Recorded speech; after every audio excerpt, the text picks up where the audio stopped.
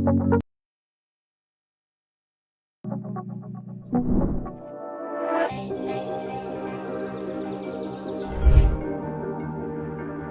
has always been my dream to work here in Australia as an actuary, so learning English and completing my degree here helps me in adapting the Australian work culture and prepare my transition from the uni to the workplace.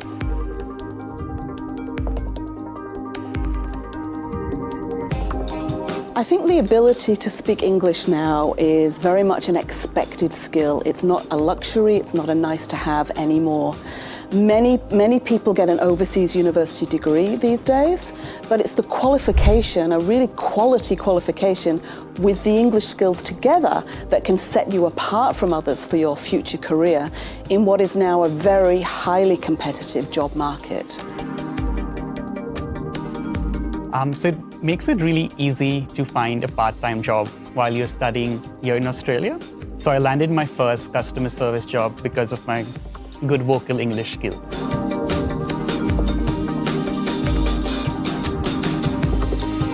It has been a fantastic experience.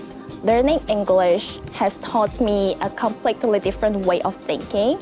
At the same time, it also allows me to access enormous knowledge other than Chinese.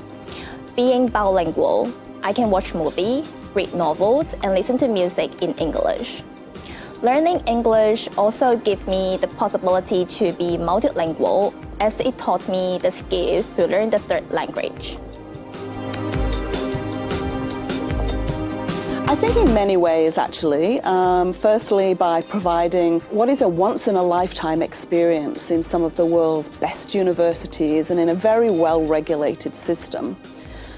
It would also provide a really unique experience in a safe and multicultural environment with a great climate, beautiful countryside and beaches, great food and a very vibrant culture here in Australia.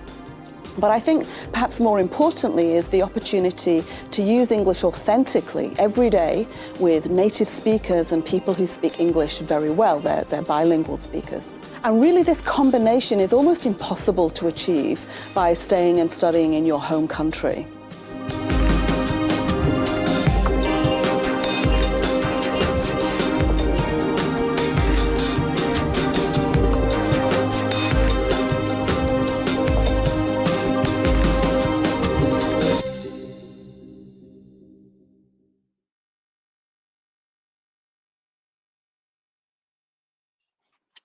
Hello everyone and welcome to Insider Guide's International Student webinar. My name is Varsha Devi Balakrishnan and I'll be your host for today. First, I'd like to acknowledge the traditional custodians of country throughout Australia and recognize their continuing connection to land, waters and community. We pay our respects to them and their culture and to elders both past and present. Let us walk together and take care of earth and water as one. Thank you for joining us today. In this webinar, we'll be talking about virtual internships and volunteering opportunities and how they're becoming increasingly popular in today's digitized world landscape and provide international students with an opportunity to build their careers in Australia. Today's webinar, we're joined by international students, past and present, myself included, Hope and Manfred. Thanks for joining us today. Just a little bit of housekeeping. During the webinar today, you will have the opportunity to ask questions of our panelists. So please use the Q&A feature on the top right of your screens. There's also an upvote feature. So if you have questions that has already been answered, you can vote for it so we know that it is of interest to you. I'd like to now thank our sponsors, PT Academic. There are a few eligibility requirements to fulfill before you can apply for a visa to Australia. This includes proof of English proficiency, looking for a test to prove your English language skills. PT Academic is accepted by the Australian government as proof of ability when you apply for your visa. To learn about PT Academic, click on the link in the chat now. Our next sponsor is also UniSA. The University of South Australia is a globally connected and engaged university with industry-informed teaching and research that is inventive and adventurous. Young and innovative, the university offers students the chance to gain real-world experience with its practical approach to teaching and learning. Degrees are designed in partnership with industry, giving students opportunity to gain the latest insights and trends. Start your degree at the University of South Australia and prepare to graduate career ready. Register for university's international virtual fair to learn more about degrees, studying online, student life support, and much more. We'll put the link in the chat now. Now I'd like to welcome our wonderful panelists. Hope, who's originally from Philippines. Hope is an international student graduate who is now a programs manager at Practera, an edtech company that designs and delivers a range of experiential learning programs for university students. She manages Practera's Victoria and South Australia programs focused on helping students build employability skills and expand their social and professional networks. Hope is a passionate and empowering individual and is empowered in building capacity among young people and international students in gaining opportunities and getting their first foot in the Australian job market. When not at work, Hope can be found hosting or leading in student or multicultural events, coaching or mentoring, facilitating community workshops, and in speaking engagements around topics of empowerment, leadership, and volunteering. Also joining us is Manfred, coming from Estonia, holding qualifications in business management and accounting. Manfred now runs a small accounting business in the Northern Territory. Manfred has a passion for education and has been dynamically involved with the international education community for the past 5 years. Manfred has become a representative voice and advocate for education, health and well-being of international students, connecting with decision makers in Canberra. Manfred was appointed as Study NT Student Ambassador for 3 consecutive years and held office as the Vet TAFE, undergraduate, and Vice President at the Council of International Students Australia. He was also the Public Relations Officer with CSER, which gave him opportunities to collaborate with TAFE Directors Australia, Independent Tertiary Education Council Australia, acronym is ITECA, Department of Home Affairs, and the Department of Education and Training. Welcome, Manfred. I'd now like to hand it over to Hope from Practera for an introduction on virtual internship. Over to you, Hope. Thank you, Varsha. And good afternoon, good morning, good evening to everyone who's joining us here today. I'm just going to quickly check. Okay, great. So I have control over the mouse. So once again, thank you for joining us for this webinar. My name is Hope, and I am a programs manager at Practera. So this presentation that I have for you today, it's exciting to see from different places that you are from. I can see we have a lot of students from India and all over the world. So this is a really great presentation for international students who really want to gain virtual internship opportunities. So yes, I'll be talking about virtual internships and other real-world learning experiences with the programs that we run at Practera. All right, let's get started. So those of you who have not heard, who may not have heard of Practera before, who are we? What do we do? We are an education technology company, and we run a range of programs using our experiential learning platform. We help universities and employers build real-world skills for the jobs of tomorrow. We do service more than half of Australian universities across Victoria, South Australia, New South Wales, Queensland, and West WA. So we are also growing our business, our programs business in the UK, pretty much patterned after the program's business model that we do here in Australia already, and as well as growing our SaaS customers, those who are just using our platform, and US universities are using our platform in delivering their own programs in the US. All right, exciting. So what is a virtual internship? In a nutshell, it is a type of work placement where students deliver real-world projects online. All right, so the purpose of me being here is to talk more about what specifically does Practera offer in this line of virtual internships. And we know for a fact that contemporary work is increasingly becoming project-based. At Practera, we are very focused on project-based learning. This is a teaching style that is very student-focused, and that is really focusing on the development of skills among students to help you become more job ready by the time you graduate. So how do we do this in PBL? That is engaging students with real world meaningful projects. You work in teams to solve a genuine problem, like a real business challenge that real organizations have, and most importantly, at no financial cost for students involved. You may have heard some stories that there are some internships that students have to pay. Definitely, this is not one of those. Employers are seeking to accelerate digitalization of work processes and increasing remote working. So this is based on the most recent Future of Work report by the World Economic Forum, and it just makes sense for us to help students really develop a range of skills to become better project team members and become efficient project managers. We always tell our students that no matter which industry you are in, project management is a very essential skill to learn. This you can take with you whichever industry you want to be part of. All right, so just some of the benefits of doing a virtual internship. Definitely you'll be gaining global skills, improving your global skills, and gaining global contacts.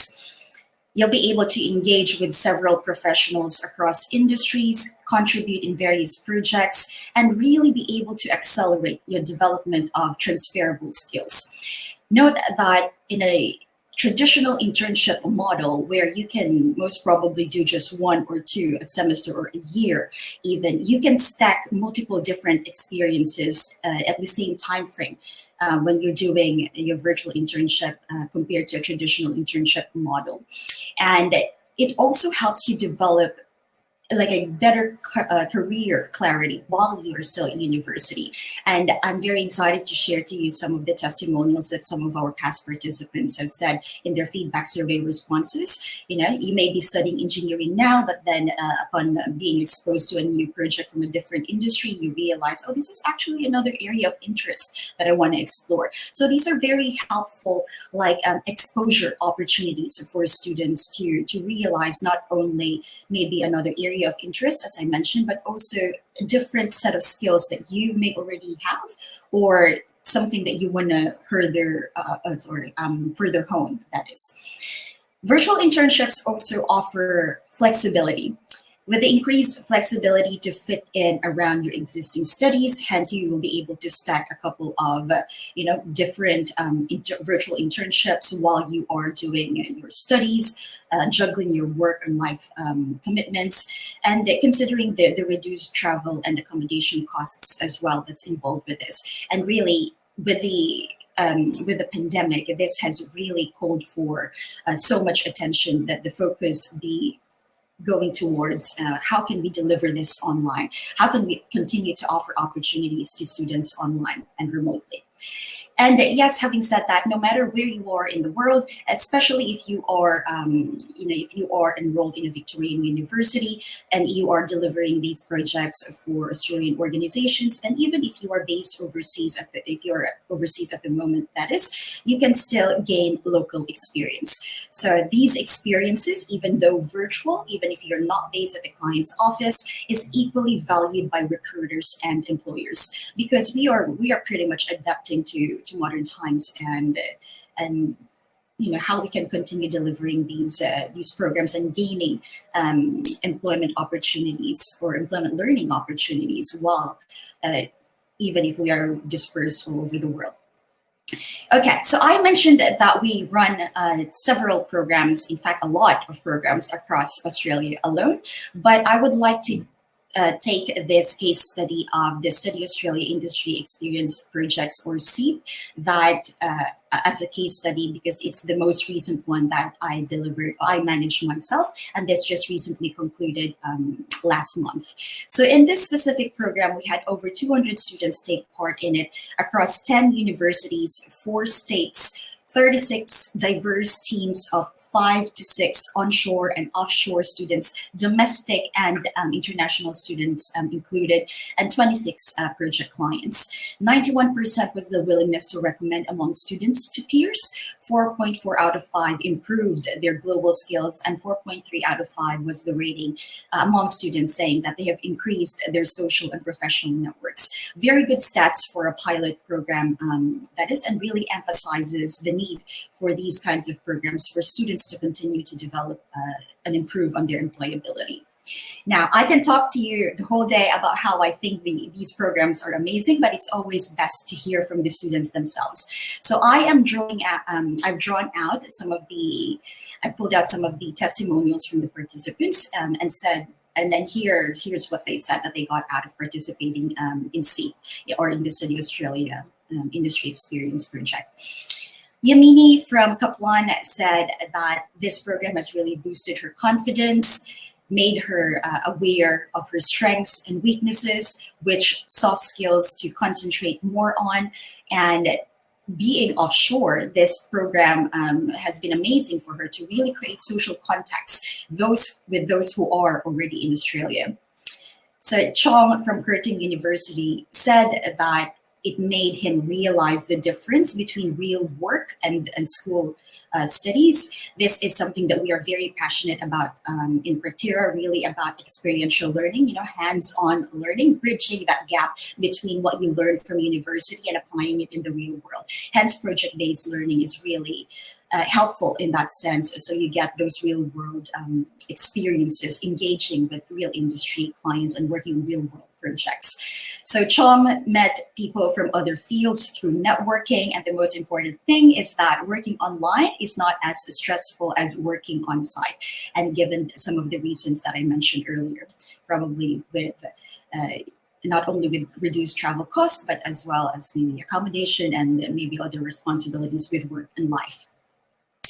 Ishani from the University of Melbourne said that she recommends participating in the program for two main reasons. One, she learned so much for the 2 weeks that the program ran, and that the topic or the project brief that they received from their client was focused on sustainability and non-financial reporting software.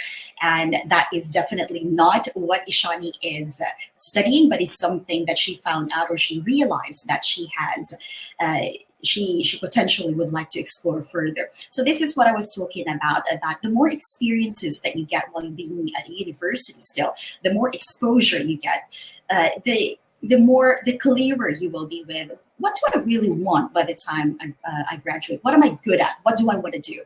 Right? So the more that you get exposed yourself to these experiences, the better you will be with not only understanding yourself, but also, the better your skills will be by the time, again, that you graduate and you become more job ready. So she developed a number of skills, including research, teamwork, communication, presentation skills, among others. Ingrid, lastly, said that this program is fantastic because it challenges yourself to get out of your comfort zone and group with people from all over the world.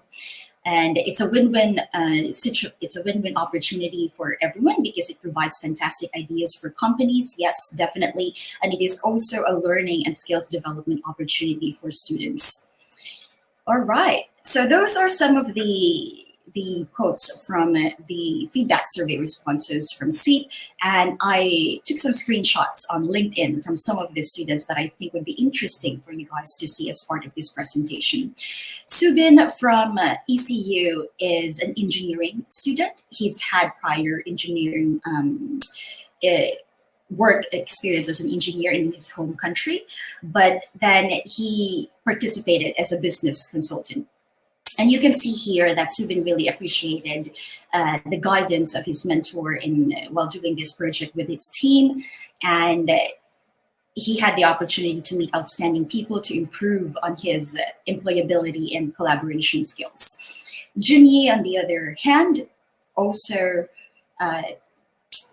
developed a range of skills, namely, in her global skills, she mentioned service orientation, problem solving, collaboration, innovation, leadership, and being culturally conscious. These are very important skills that, in fact, if not all, of our learning content on Practera, which guides students with their various projects as they're doing these programs for their clients, are designed around these skills.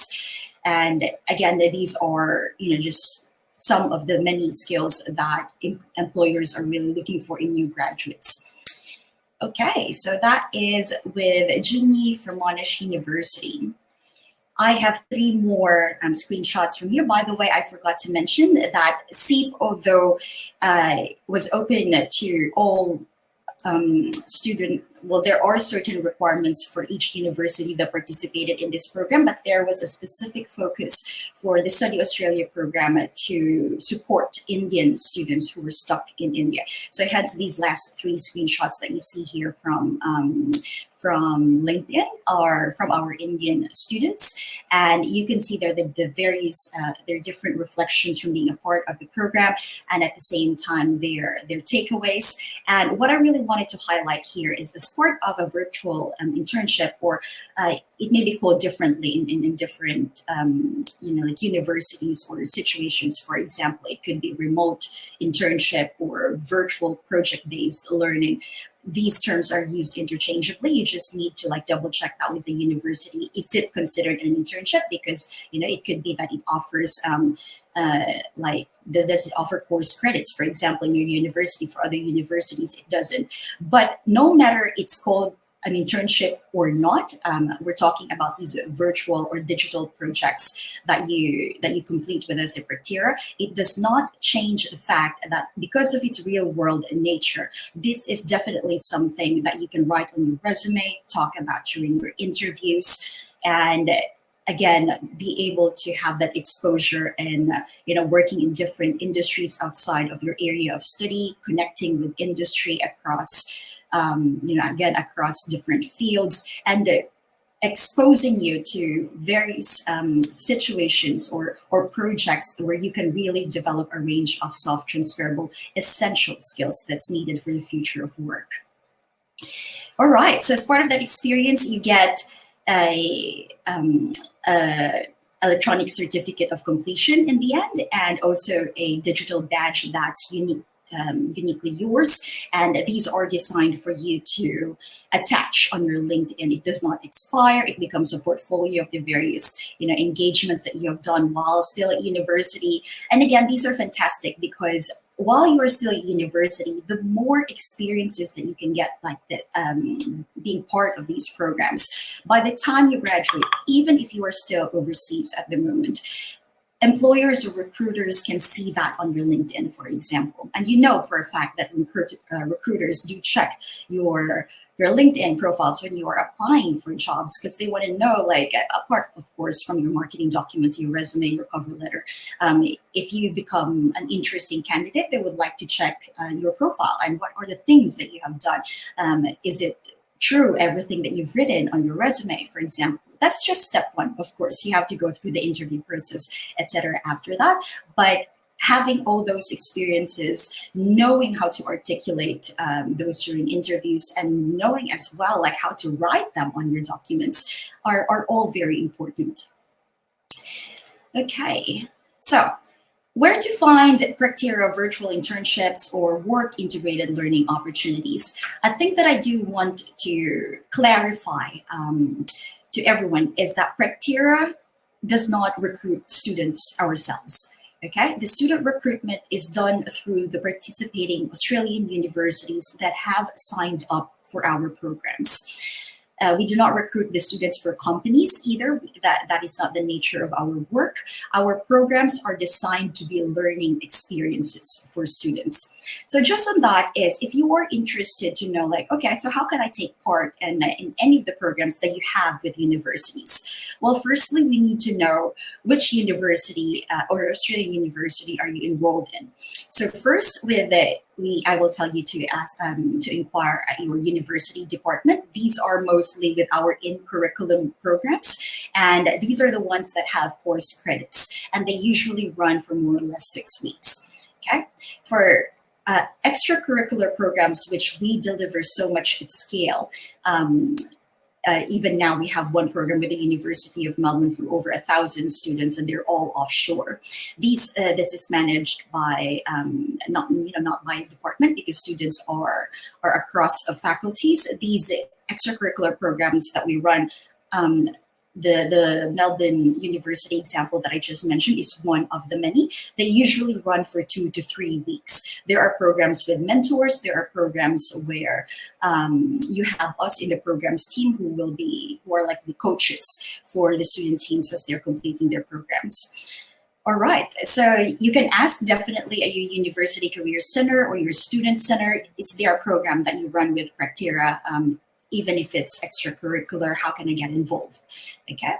And if you want to know further, and this may also not only be with the ones that Practera offers, you can definitely check the state and territory destination bodies. There are certain programs that are exclusive to international students. I am based in Melbourne, so I'm very familiar with the Study Melbourne initiatives. They are fantastic, and Practera is just one of the many providers that offer various sports to and run programs for Study Melbourne, for example. But yes, I did notice that we do have students from Adelaide.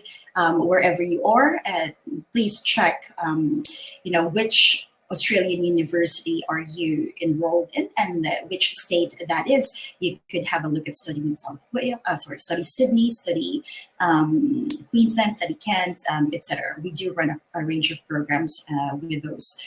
With the other providers as well. So the timelines of these bespoke programs varies. It depends on what is that specific program that we run with them. But again, all our programs have that touch of a real world learning experience, that real world element to it, where students engage with real industry clients, and you are exposed to working on real world projects.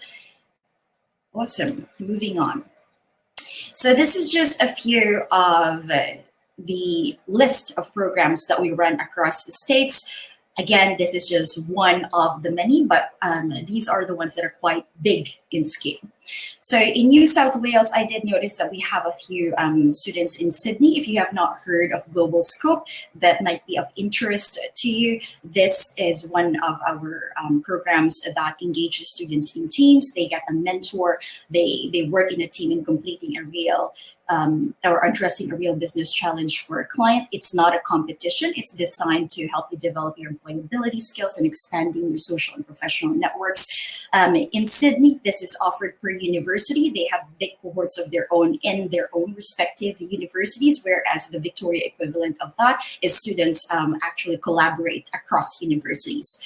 Okay, so just not to confuse you, I'll start with New South Wales. The Global Scope program, we have that in with the University of Sydney, University of Newcastle, Western Sydney University as well. So the big ones.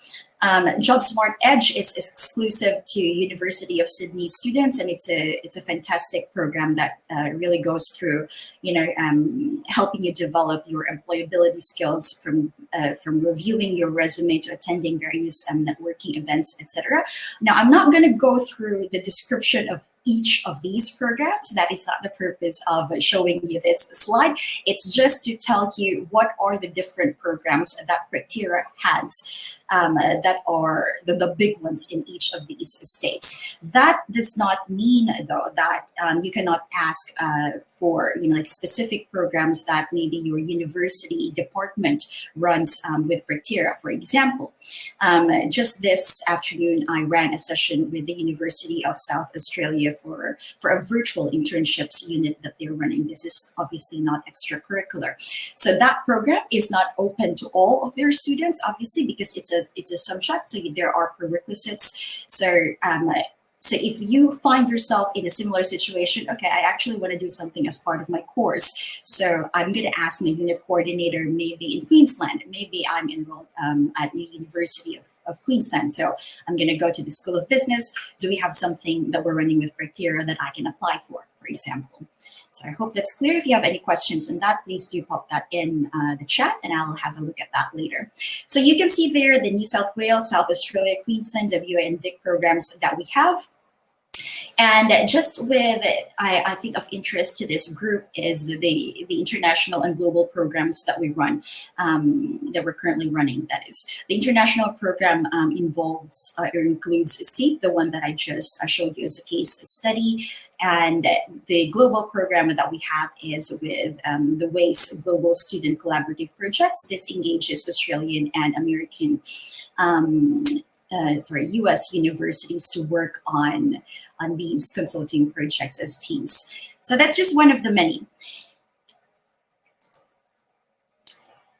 What I would ask you to do, if this is something that is of interest to you, and even if not, I would encourage you to start rethinking that, especially if you are an international student in Australia and you have, plans, of course, of wanting to work here or stay here, then sign up for a Practera program. Again, this is just one of the many opportunities that you can find out there, but because we do run several programs in partnerships with universities across the country anyway, why not, right? So sign up for a Practera program and gain these real world learning experiences. If you have any questions, especially in wanting to find out whether your university has any programs with Practera, please email us at programs@practera.com. All right, that's it. Thank you very much. Thank you, Hope. That was definitely very informative, and she has covered a lot of information in a very short time span. So the links are in the chat. Do have a look at Practera's website and get in touch with them if you have any other questions. I realize that I haven't actually spoken about myself, so I'm just going to quickly go into telling you about myself and my journey here. So virtual internships are definitely one way that you can get in experience and all of that. The other way, which is my personal experience, is through volunteering, and that is less formal, but you get to choose the areas that you want to volunteer in. And my career pathway stemmed out of my volunteering experience. For example, I was involved with the Council of International Students Australia. I was involved with my own university's student councils and all of that. And the job that I do now at the Ligon Group, who are an higher education consulting firm, is very much around my journey in Australia as an international student. And I'm now working in the sector, helping to improve and inform what the international student experience is like. So that is a very quick snippet about me.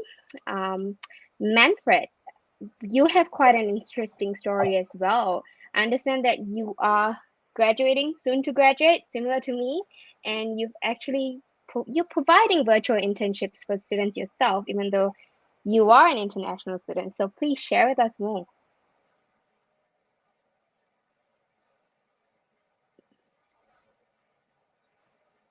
Manfred, we can't actually see you or hear you.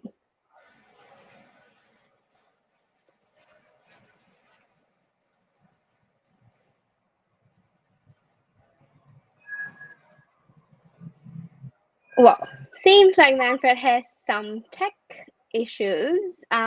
We'll just go on to a few questions that's coming through the Q&A, Hope. If you don't mind joining us and taking some questions while Manfred comes back online. So Hila has asked in the Q&A whether they have to be an Australian student, university student, to apply for virtual internships through Practera. Thank you.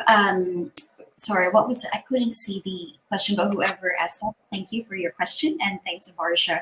The thing with the Practera programs is, yes, you actually have to be enrolled in an Australian university because we don't do the recruitment ourselves. That is not to say that there are no virtual internships on offer for students who are not enrolled at the moment with Victorian universities, but that is not something that we offer at Practera, unfortunately, only because our programs are linked. And the universities do the student recruitment themselves in order to give us the students for those programs to participate in. Yeah, thank you. Hi, Manfred. Can you hear me? We can see you. Yes. Can we hear you? Hopefully you can hear. I really do apologize Yes. for technical difficulties, but I think that's the world we live in nowadays. So Yeah. where we're getting this issue. So as you mentioned, yes, I do help to co-found a little business here in DNT, and we've been actually, obviously due to the reasons of the lockdowns and everything, we had to adjust to the factors that we have to provide students internships. So for example, we've never taken an approach where we charge students. We try to work with local providers to give that people-centered approach, so students can actually learn, give them the practical skills. From because we started only last year, and since then we've had now more than 20 interns come through the company, and I can safely say about 15 of them have landed jobs either with the Big Four company or with a local business, or actually working for the government or for a local council. Because what we did and what we tried to do was give them even not only the accounting skills or any financial skills around that, but actually give them soft skills as part of the training. Because in the beginning, there wouldn't be some of the students who would come on board wouldn't even know how to write an email. They wouldn't even know how to pick up a phone. But because this built their confidence over time, it has shown that effectively, even before they actually finished their internship, they already would have received actually a job offer, which is a fantastic news for us. Obviously, it takes a lot of resource for us, but because both me and my business partner were coming from the same background, knowing that how hard it can be and how much you have to do for that, regardless whether it's volunteering, whether it's doing an internship, finding a job, because we've been through that pathway ourselves as well. Thanks, Manfred. You touched on soft skills, and I think you, me, and Hope, all being international students ourselves, can speak so much to how we've gained and grown as, individuals, and how we've gained so much soft skills through our volunteering, our internship, and our general experience. Manfred, do you want to share one soft skill that you picked up? I think for me, it's public speaking. Definitely the courage now to actually go in front of people and speak. Because 5 years ago, when I came to study in Australia, I was a very introverted person. I'm still introverted, but now I'm an introverted extrovert more. I couldn't speak in front of people. I would stutter a lot. My English wouldn't be that good. But being part of the study in the ambassador program, which gave me a very great lift, and doing my volunteering for different organizations and putting myself out there, that builds such a confidence that I can go up to a person I don't even know, and I can speak to them now freely. The best one, I think, was and Varsha, you attended that as well 2 years ago, was the Origins mental health workshop in Melbourne, where you have world-renowned psychologists listening to you, and there is this small town boy from a town with 700 people talking to everyone, and I felt very comfortable doing that back then. Yeah, I can definitely relate to building up so much confidence that you are able to speak in front of an audience. I think what's unique about this whole virtual thing is, I think we grew our confidence by speaking to people in front of us. But when I started working and COVID came upon us, I sort of got really closed up again, because now I was presenting to a virtual audience like I am today, which took a lot of guts and a lot of preparation to come, because now I'm presenting to a group where I can't see. And that is something I think, Hope, you can speak to, about how virtual internships may prepare students for things like that. It's a whole new world right now.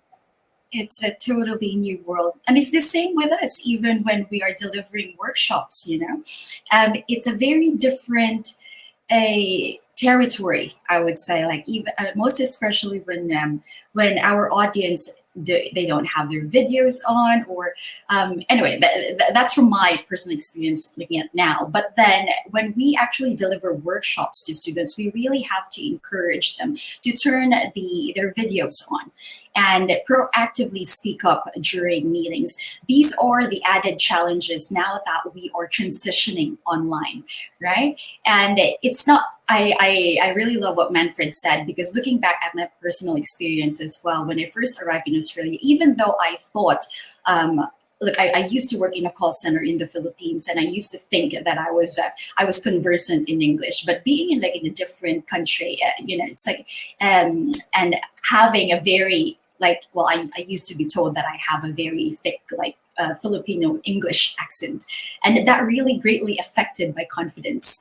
And that's just in the beginning, and then later on, as you get more exposed to more of these experiences, as you said, and really integrating yourself in the community, you build that confidence over time. So communication is really a very big soft skill that really needs to be developed. And that was also mentioned in the beginning in the PTE video, how important that is in really learning how to really strengthen that while you are studying in Australia. So yeah, definitely with our students, now that we are doing this virtually in their internships, you have to create a good, not only first impression, but a good first and lasting impression. And that is how you only get to do that if you actually speak up and show your face on camera. Something for students to think about. Yeah. And I think in terms of building up that confidence, it's okay if you slip up and you make a silly, look at Manfred. He had a fantastic entrance into our webinar today, but things happen and you learn and you adapt. And that's the great thing about volunteering and doing internships, is that you realize that we put so much pressure on ourselves to be that top tier perfect person, but in reality, it's okay to slip up, and it's human. So volunteering and internships, it's a great way for you to build up that confidence and realize that it's okay if things fumble, it's fine. That being said, let's talk a bit about how internships, be it virtual or in person, in your home country or in Australia, volunteering, whether for a global organization or a Australian organization. What is your piece of advice, Manfred and Hope? Perhaps Hope, you can go first for this one. How do you convert that internship and volunteering experience and take it to the next step to look for a paid job? How do you transfer the skills over?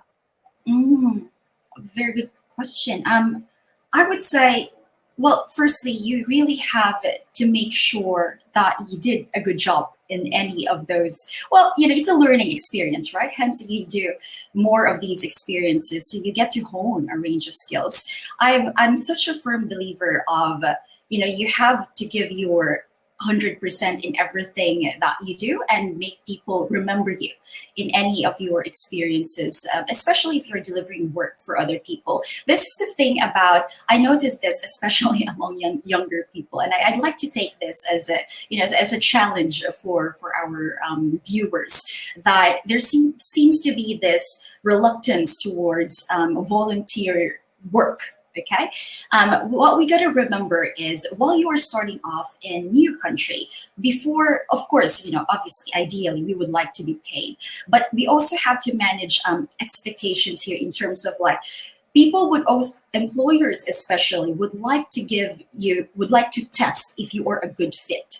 All right. So I'm such a firm believer that when you're given a task to do it with your 100%, and then make sure that people remember you, so they will re-engage you for future opportunities. And well, obviously, the aim there is that it would already be a paid job, and just relating that with the many programs that we run as well. Although these are, again, free of charge to the students, you're not paid for the work that you do, but a lot of our students were actually offered jobs by those project clients that they delivered projects for, because they were high-performing students and really created left a good impact.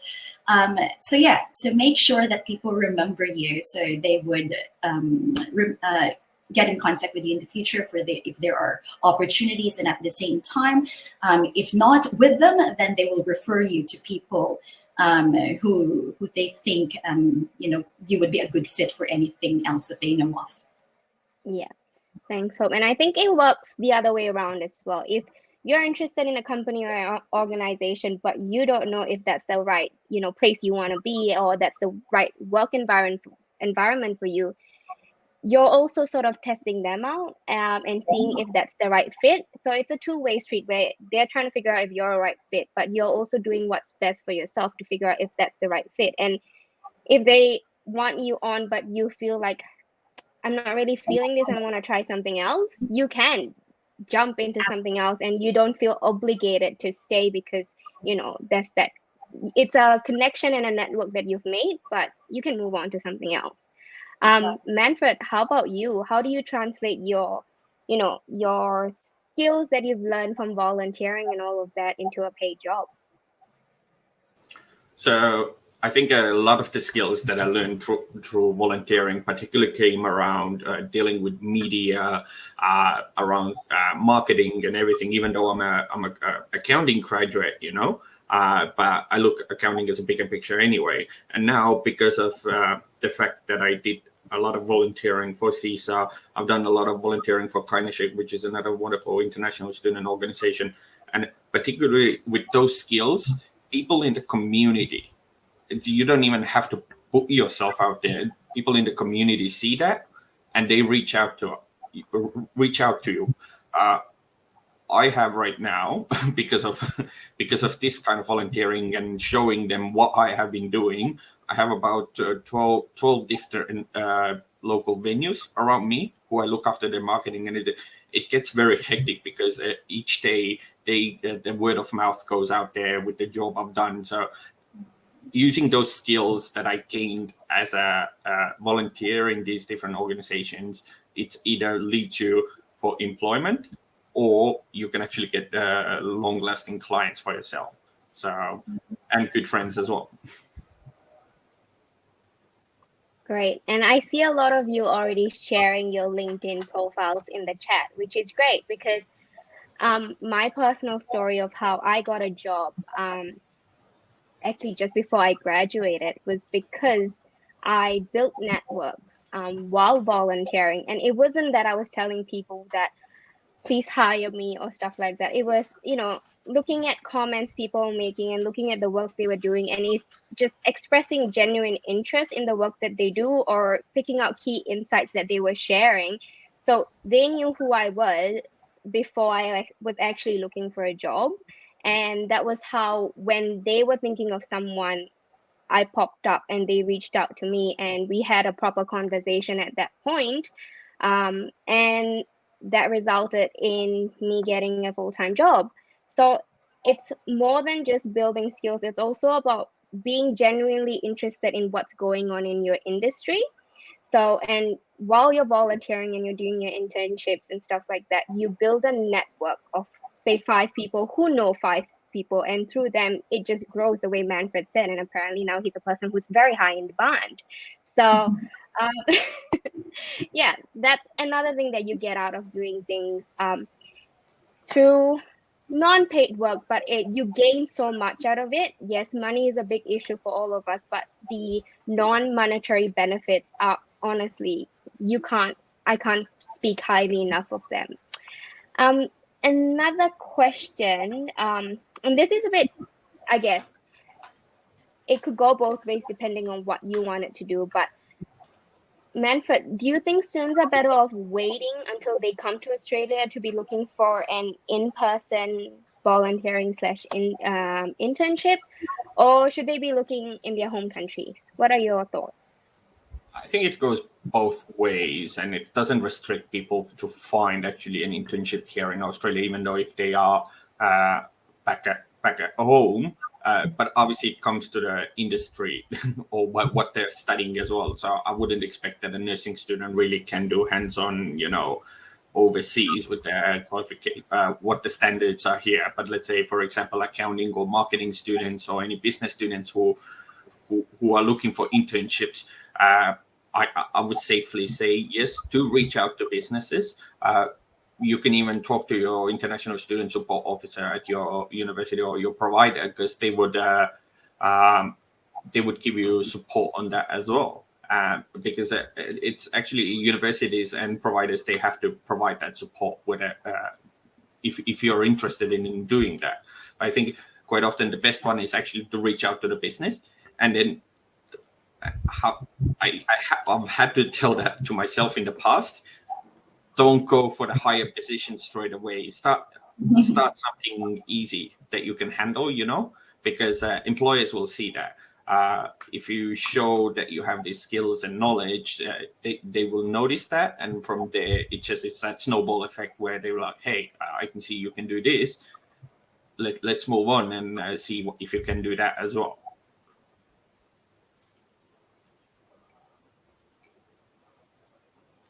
Yeah. Hope, how about you? What are your thoughts on this? On whether they should wait for getting an internship. Sorry, say it. Yeah. Could you please just repeat the question? So if you had to advise a student on whether they should wait to come to Australia to do an in-person internship, should they, apply for an internship or volunteering in their own country, or do a virtual internship, what would you recommend? Thank you. I would definitely encourage your students to go for virtual internships while you are still offshore. I don't see any reason why you shouldn't. Again, even if you are, I just got a private message from one of the students saying, I'm from the Philippines also, yay. All right, sorry. I don't see any reason why you shouldn't, because especially if you have plans of coming to Australia, then definitely while you are still offshore, then you've already gained, or you are gaining, local experience that definitely Australian employers or recruiters will value. Okay, and the more that you can stack it up, and as you said, Varsha, that money definitely is an issue. So if you have an opportunity to do an internship, a paid internship in your home country anyway, that is not going to stop you from doing a virtual internship anyway. That is one of the perks of being able to do it online and remotely, right? So if I could provide advice on that, is why don't you do both? Okay, and of course, you have to be smart in managing your time as well. That you're not only, making sure that you're getting experience in your field, you're earning, but you're also not neglecting the fact of your future, your future plans of still wanting to pursue, further studies or a career in Australia, for example. Yeah, no, that's definitely very true. And I think even before COVID hit, I think, Manfred, you might have lost count how many volunteering positions you had, or, which different organizations you volunteered with up till now. I know I certainly have. And the good thing about it is, even before COVID hit, I was actually volunteering, for example, the Club of Rome, which is a global organization, but I was based in Australia. So the concept of doing virtual stuff has sort of exploded because of COVID, but it was always existing there because we're all in a highly globalized world. We're interconnected, and these were just things that were already there. And I was actually now thinking about it, doing 3 or 4 different virtual stuff, but I didn't consider them to be virtual because it was just the way it was. But now, because of COVID, we are using the word virtual to describe these things. So I really like what Hope said. If you're able to stack things up, and if you're able to do multiple things, that's where you get a breadth of experience, and it just contributes to you later on seeking a paid job, because there's never a skill that you can learn that's going to be a bad skill. It's always going to add value in some way or other. Okay, so now, Hope, is it necessary, actually Hope and Manfred, both of you could touch on this. Is it necessary for students to have a student visa to do a virtual internship within Australian universities or, companies? Do you want to start? I see you nodding. Yeah, go for it. Okay. All right. Look, I don't see any reason, like for example, with our programs, they definitely don't need what visa are we talking about anyway? Is that like an Australian student visa? That I think that's similar to the question earlier, whether they need to be enrolled in an Australian university, right? I know, like, and this links back to Manfred's answer earlier as well, of that definitely you look up the companies that offer virtual internships, because this is their way of also attracting like a global pool of talent that they are able to hire in like recruit interns from all over the world. But those are mostly companies. I'm not sure, of course, with every other company out there, but with big companies like if we're talking about Deloitte, for example, then definitely they would have like certain requirements. The like So it with the really small, depends on the organization and the company or your university. Yeah, it depends on the program you're looking at. So it varies.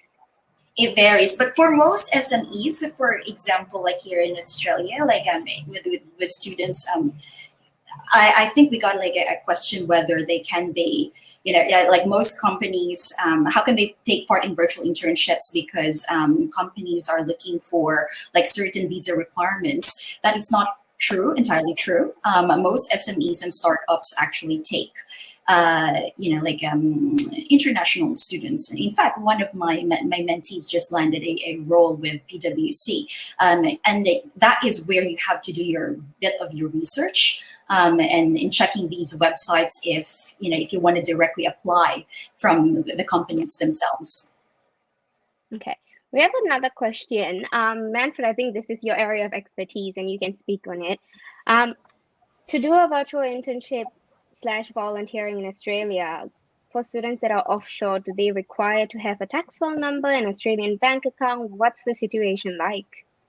All right. So if it's an unpaid internship, then they don't really need the tax file number. Obviously, if it comes to paying an Australian company paying you a salary or income on that, then obviously you can apply for a tax file number, which is still possible even if you are overseas. It's just it's simple matter of fact of looking up from ATO's website, so Australian Taxation Office website, which is the best resource for that.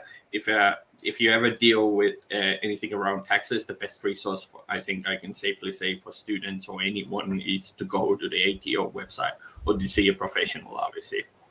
But yeah, it's a fairly simple application, and they have to justify why they would need to apply for that tax file number. And same with the bank account. I think there are 4 major big banks who provide this service, even if you are overseas, and you can open a bank account when you are not in Australia.